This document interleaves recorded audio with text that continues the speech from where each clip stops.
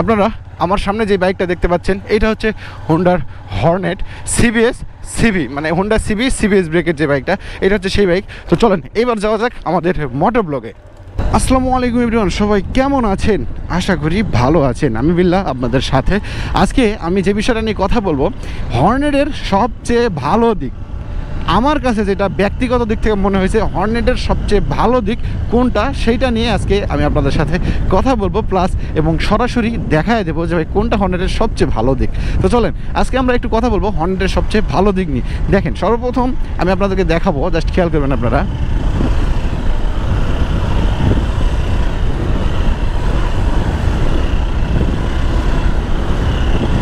খেয়াল করতেছেন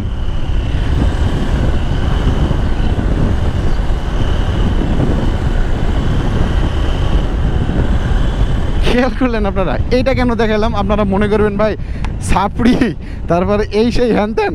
না ভাই প্লিজ এই দিকগুলোতে যাবেন না। জাস্ট কেন দেখাইলাম সেইটা আগে আপনাদেরকে বলবো যে ভাই এই যে হালাহালি করলাম না, এই যে হালাই দিলাম, হর্নেটের সবচেয়ে বেস্ট একটা সাইড হচ্ছে এটার টায়ার সেকশন এবং ভাই এটার কর্নারিং। বিশ্বাস করেন ভাই, আমি এই বাইকটা নেওয়ার পরে আমি একটু থামে আপনাদেরকে জাস্ট টায়ারটা দেখাবো। এই বাইকটা নেওয়ার পরে আমার সবচেয়ে ভালো যে বিষয়টা মনে হয়েছে এইটার কর্নারিং এবং টায়ার সেকশন। আপনাদেরকে এখন বলি আমি কতদূর হালাই দিচ্ছি। আপনারা খেয়াল করছেন আমার পাদানি যেটা আছে, এই যে পা দানিটা কিন্তু চাকার কাছে ঠেকে যাওয়ার মতো অবস্থা। হ্যাঁ, এই পর্যায়ে আমি বাইকটা হালাই দিছি এইরকম। তাহলে হালাই দেওয়ার ক্ষেত্রে আপনাদের এখন আমি জাস্ট জানাবো, দেখেন হালাই যেহেতু দিছি চাকাটা কতদূর পর্যন্ত গেছে, দেখেন এখনও পর্যন্ত 1 ইঞ্চি বাকি আছে, আরও 1 ইঞ্চি আমি হালাই দিতে পারবো। বিশ্বাস করেন ভাই, আমি এখনও 1 ইঞ্চি পর্যন্ত হালাই দিতে পারবো। পিছনের টায়ারটা দেখাই, যেহেতু টায়ার হালাই দিলে বোঝা যায় যে কতদূর পর্যন্ত হালছে, তাই না? এখন দেখেন এদিকে, দেখছেন এখানে 1 ইঞ্চি, এইখানে এখনও পর্যন্ত 1 ইঞ্চি পরিমাণ এখনও পর্যন্ত বাকি আছে, আমি বাইকটা হালাইতে পারবো। তো হাইওয়ে বলেন, সিটি বলেন, যেখানে আপনাদের কর্নারিং করতে হয়, হর্নেট বাইকটাতে আপনি বিশ্বাস করেন ভাই সর্বোচ্চ পরিমাণে কর্নারিংয়ের সাপোর্টটা পেয়ে যাবেন, সর্বোচ্চ পরিমাণে কর্নারিংয়ের সাপোর্ট পেয়ে যাবেন, যেটা ভাই মানে অবাস্তব একটা বিষয়। মানে আমার ভালো লাগে এক কথায়, এই টায়ার সেকশনটা এতই মোটা দিছে যে ভাই খুবই ভালো লাগে। এইটা ছিল হর্নেটের ভালো দিক। এখন আমি একটু হর্নেটের খারাপ দিক নিয়ে আপনাদের সাথে কথা বলবো।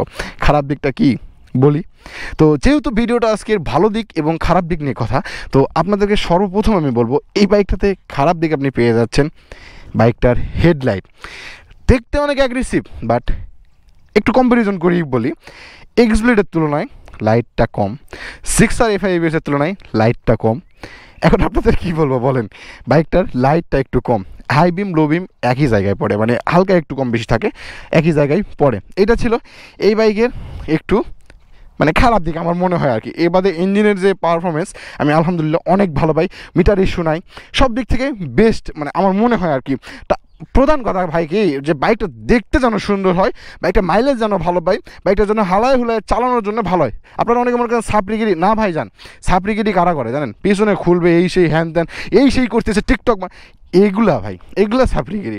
আমি জাস্ট আপনাদেরকে দেখানোর জন্য হালায় বুঝলাম, যেহেতু অ্যাজ এ কন্টেন্ট ক্রিয়েটর হিসেবে আমার সব কিছুতেই আপনাদেরকে দেখানোর জন্য অনেক কিছুই করতে হয়, কিন্তু আমি তো রেগুলার করি না, আপনাদেরকে জাস্ট দেখানোর জন্য। বাইকটার বিল্ড কোয়ালিটি অনেক ভালো। বাইকটাতে আপনি পেয়ে যাচ্ছেন পিছনে যে লুকসটা, আপনাদেরকে একটু দেখাবো, এক্স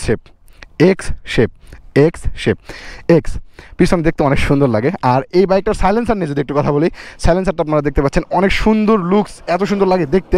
তারপরে এই যে পিছনে যে টেলটিডিটা, এটাও অনেক সুন্দর একটা ডিজাইন আছে, এটা না খুললেও ভাই দেখতে অনেক সুন্দর লাগে।